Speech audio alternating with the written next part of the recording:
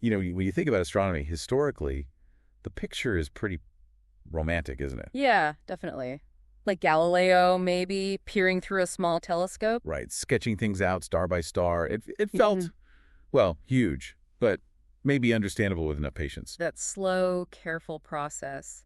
That was astronomy for centuries. Observations were hard won. But that's just not today's astronomy, is it? Hmm. Modern telescopes.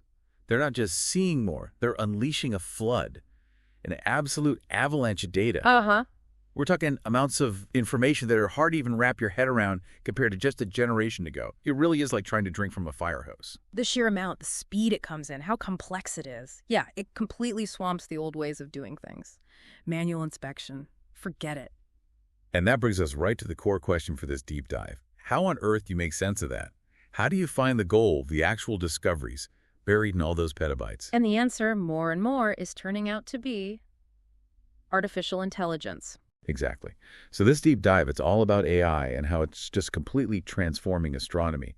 Not just making things faster, but really changing how we explore. It's a fundamental shift. Yeah, and we're basing this on some really fascinating sources you sent over, which dive right into how AI is being used everywhere.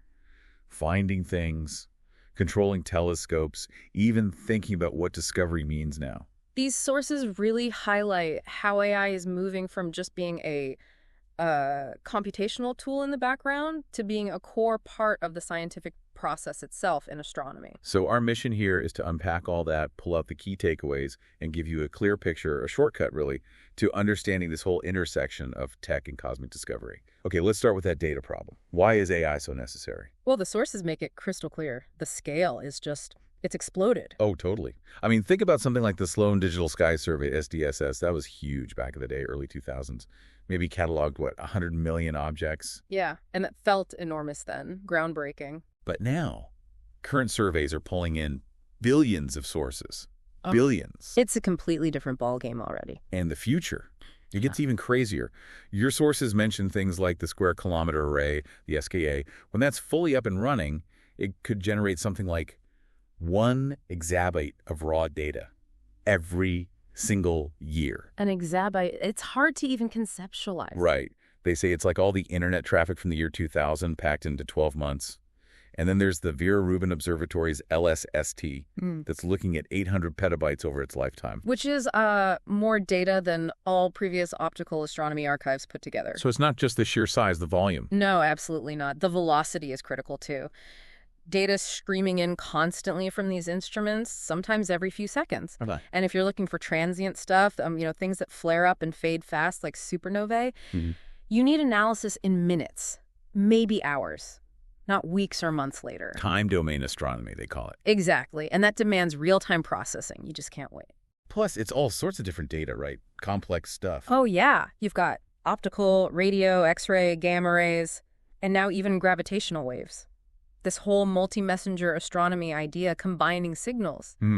And each type has its own quirks, its own noise, different formats, different uncertainties you have to account for. So trying to have humans look at all that, sift through it visually, make sense of it in time. It's impossible. Yeah. Simply impossible. That's the bottleneck.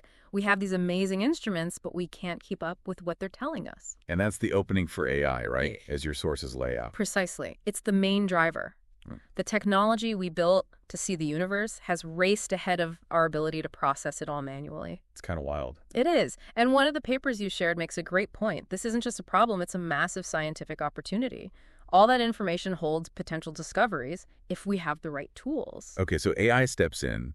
How is it different from, the normal computer programs astronomers have always used for calculations, like figuring out orbits or whatever? Right. So traditional software, that's deterministic. You, the programmer, write very specific rules, instructions, algorithms. You tell the computer exactly what to do. Like, if pixels look like this, then it's a galaxy. Exactly. You define the this. You have to know exactly what you're looking for and how to describe it in code. Okay.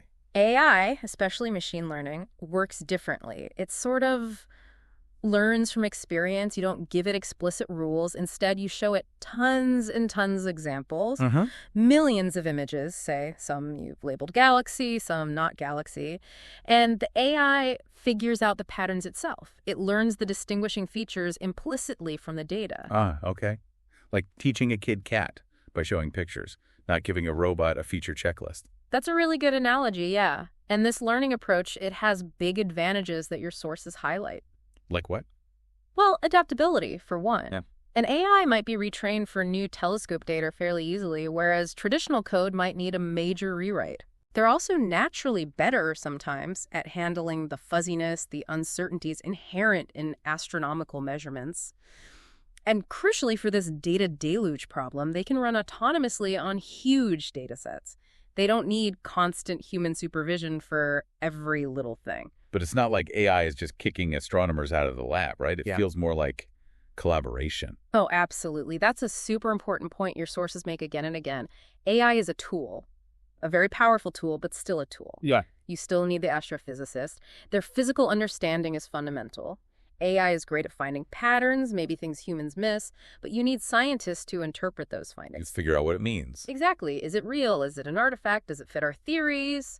Or is it something totally new? And also, understanding why the AI flags something is crucial for trust and identifying biases. It's definitely a synergy. Okay, so AI can learn, it can handle scale. Where are we seeing it make the biggest impact right now? What's the awesome stuff it's finding? Well, a huge area is finding those transient events we talked about, the things that happen fast. Supernovae. Exploding stars. Always exciting. Those, yeah. Also gamma ray bursts, which are incredibly energetic, and those weird fast radio bursts.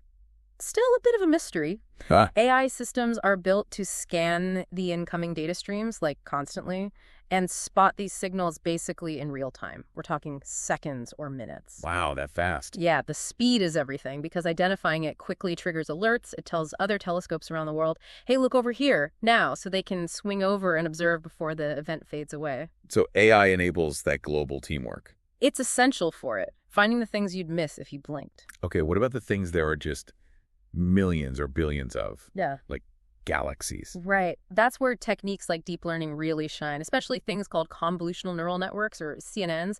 They're sort of designed for image processing. Made for pictures. Pretty much. So yeah, galaxy classification is a big one. AI can look at millions of galaxy images and sort them spiral, elliptical, irregular, often as accurately as, or even better than, human experts can. Wow. And that's massive for studying how galaxies form and evolve over cosmic history because, you know, galaxies look different depending on how far away they are, how they're tilted. AI handles all that diversity at scale. Your sources mention this quite a bit. And exoplanets too, right? Finding planets around other stars. I know AI is involved there. Oh, definitely. It's crucial for spotting those tiny, tiny dips in a star's light when a planet crosses in front. The transit signals. They're hard to find. Very subtle. And easily confused with other things, like maybe two stars orbiting each other or dark spots on the star itself. AI helps sort the real planet signals from all the false positives. Right. The material you shared actually points to studies, like for the Kepler-80 and Kepler-90 systems, where deep learning went back through old data and found planets that were missed initially. Pulling that faint signal out of the noise. Amazing. And it's not just finding common things faster. AI is also great for hunting rare stuff, like gravitational lenses. Where gravity bends light. Exactly. A massive object, like a galaxy cluster, warps space-time, and the light from something behind it gets bent into arcs or multiple images. Very distinctive patterns, but rare. So AI scans millions of images for those patterns. Precisely, systematically, which helps us map out dark matter, because that's often what's doing the lensing. It can even, like, dissect an image, pick out different components inside an object. Yeah, with techniques like semantic segmentation. It can go pixel by pixel and label things. This is a star, this is gas, this is dust, within really complex regions like places where stars are forming. Man, these tools are powerful. It feels like work that would have taken lifetimes before. Or just wouldn't have been possible at all. So how does the AI actually learn all this? Can you give us the quick version? Not too technical. Haha, okay, the high-level view. Often it boils down to a couple of main styles. There's supervised learning. That's where you give the AI labeled examples, you show it pictures and say, this is a spiral galaxy, this one's elliptical. Learning with the answers provided. Right. It learns to connect the image features to the labels you gave it. Great for classification tasks that we just discussed. Okay. Then there's unsupervised learning. Here, you don't give it labels, you just feed it the data, and the AI looks for patterns or structures on its own. Like finding groups. Exactly. It might cluster stars together based on their brightness and color, finding natural groupings, maybe different types of stars, without you telling it beforehand what groups to look for. Interesting. Your sources also mention reinforcement learning is starting to pop up. That's where the AI learns by trial and error, getting rewards for good actions. Think maybe optimizing telescope schedules, trying different observation plans to see which one yields the best science. Letting the AI figure out the strategy itself. Ooh. And there are different algorithms they use under the hood. Things like decision trees, which create if-then rules. Sometimes those are easier for humans to understand. Interpretability. Yeah. Then random forests, which combine lots of decision trees to be more robust, especially with noisy data like we often have in astronomy. And simpler things like k-means for basic clustering, grouping similar objects. And you mentioned understanding why the AI made a decision is really important for scientists. Critically important. It's science, right? You can't just trust a black box. You need to know if the AI is picking up on real physical features or just some weird artifact in the data. Right. So there are tools being developed to help with that, to show which data features the AI focused on. That lets astronomers check if it makes physical sense. It builds confidence and helps catch errors. So AI is analyzing the data, but it's also starting to drive the telescopes themselves. Yeah, that's another big area. Robotic telescopes are getting smarter, more autonomous. Meaning AI systems are being used for things like intelligent scheduling and pointing. The telescope itself can make decisions about what to observe next. Based on what? Based on real-time factors, like what's the weather doing? Which targets are actually visible right now? What are the top scientific priorities? It can adjust its observation plan on the fly without a human needing to step in every time. Wow. So the telescope basically plans its own night, based on the forecasts and the science goals. Kind of, yeah. It's about maximizing the scientific output, especially when conditions change or maybe a sudden alert comes in for a transient event. Makes sense. And your sources point out this autonomy is really essential for observatories in tricky places, super remote locations, or definitely in space. Think planetary rovers or maybe future aerial platforms on other planets. AI can integrate sensor data, adapt controls. Giving the observatory a brain, basically. But okay, this all sounds incredibly powerful. There must be challenges, right? Downsides. Oh, absolutely. There are some really significant things we need to be careful about, and the material you shared definitely touches on these. Bias is a big one. Bias in the data. Yeah. Astronomical datasets aren't perfect reflections of the universe. They have built-in biases. Well, observational selection effects are common. A survey might be great at finding bright objects but miss faint ones entirely. Or instrumental biases, different telescopes just see things slightly differently. If you train an AI on data that has these biases, the AI will learn them, and it might even amplify them. So if the training data missed faint galaxies, the AI might wrongly conclude faint galaxies are super rare. Exactly that kind of problem, which could lead you to completely wrong scientific conclusions about the universe. So developing methods to detect and reduce these biases is really crucial, making sure the AI works fairly across different types of objects. That makes sense. What else? I imagine training these huge AI models uses a ton of energy. It absolutely can. That's a growing concern, the sustainability aspect.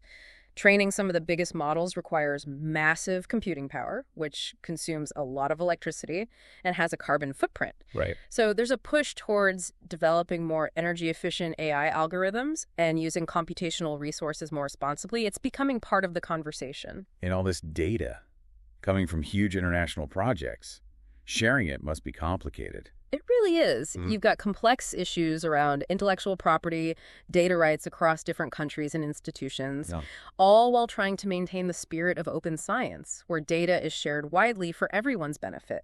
Managing access to these incredibly valuable, massive data sets from global collaborations is a tricky balancing act. These sound like really important practical hurdles the field has to navigate. Definitely. Addressing bias, sustainability, data sharing, it's all vital for the long-term health and integrity of AI-driven astronomy. Okay, so looking ahead, the future just sounds even wilder. Even more data coming. For sure. The next generation of telescopes, extremely large telescopes on the ground, new ambitious space missions, they're going to push these data scales even further. That will demand even more advanced, more integrated AI. But it's not just computers taking over, is it? You mentioned humans are still key. Absolutely. Human-AI collaboration is likely the future. Think about citizen science. Where the public helps out. Yeah. AI could do the first pass, sift through mountains of data, flag the interesting or weird stuff, and then citizen scientists could provide that human intuition, that pattern recognition skill for the really tricky cases, hybrid systems that play to both strengths. I like that. AI does the heavy lifting, humans do the clever spotting. Your sources mention AI-led citizen science as a really promising avenue. And beyond today's computers, people are already exploring totally new technologies. Like what? Things like quantum computing. Could it eventually help with incredibly complex simulations or maybe certain types of machine learning tasks that are too hard for classical computers? It's early days, but exciting. Yeah. And also, neuromorphic hardware computer chips designed more like the human brain. They could potentially offer huge gains in energy efficiency for real-time AI processing right at the telescope. Wow. Quantum simulations of the universe. Brain-like chips running observatories. These aren't science fiction anymore. They're active research areas. They can enable things we can barely imagine today. So if we pull back from the specific tech, what does this all mean for astronomy as a field? For the astronomers themselves? I think it means a pretty fundamental shift in what an astronomer does. Less time spent manually staring at data plots, perhaps. And more time doing. More time designing the AI systems, thinking critically about their limitations, interpreting the outputs, and, crucially, asking the right scientific questions. The focus shifts upwards, in a way. And it changes how we think about discovery itself, doesn't it? If an AI finds something new, who made the discovery? That's a really deep question the community is wrestling with. How do we validate an AI discovery? How do we credit it? Where does human insight, a aha moment, fit in when the process is so automated? There aren't easy answers yet. And thinking even broader, astronomy always shapes how we see ourselves, our place in the cosmos. How does this AI revolution affect that? Well, it's certainly accelerating our understanding at an incredible rate. We might uncover things about the universe much faster than we ever thought possible. Yeah. And the techniques developed, as sometimes happens, might spin off into other areas, environmental science, medicine, who knows. But it does raise that big question. How do we make sure this powerful AI-enhanced exploration serves not just science, but also deepens humanity's connection to and understanding of the universe around us? Oh, okay. So we've journeyed from this overwhelming data challenge. The cosmic fire hose. Right, to seeing how AI is becoming this indispensable partner, handling petabytes, finding fleeting events, classifying millions of galaxies, spotting planets, even helping run the observatories. Yeah, and we've touched on the important caveats too, the need to tackle bias, think about energy use, manage data sharing, and looked ahead to an even more data-rich future, possibly involving quantum computing, neuromorphic chips, and definitely new ways for humans and AI to work together. It's clear AI isn't just another tool anymore. It's getting woven right into the fabric of astronomy, changing how discoveries are made. And hopefully, through the sources you shared in this deep dive, you listening now have a solid handle on this really dynamic field. You've got the key insights, the shortcut understanding. It leaves you with a fascinating thought, though. As these AI systems get better and better, more autonomous in exploring the cosmos, processing data on scales we can't, how might their discoveries, their emerging understanding of cosmic patterns, maybe even challenge our own ideas about what intelligence really is? That is definitely something to chew on. Thank you so much for walking us through all this. My pleasure. It's fascinating stuff.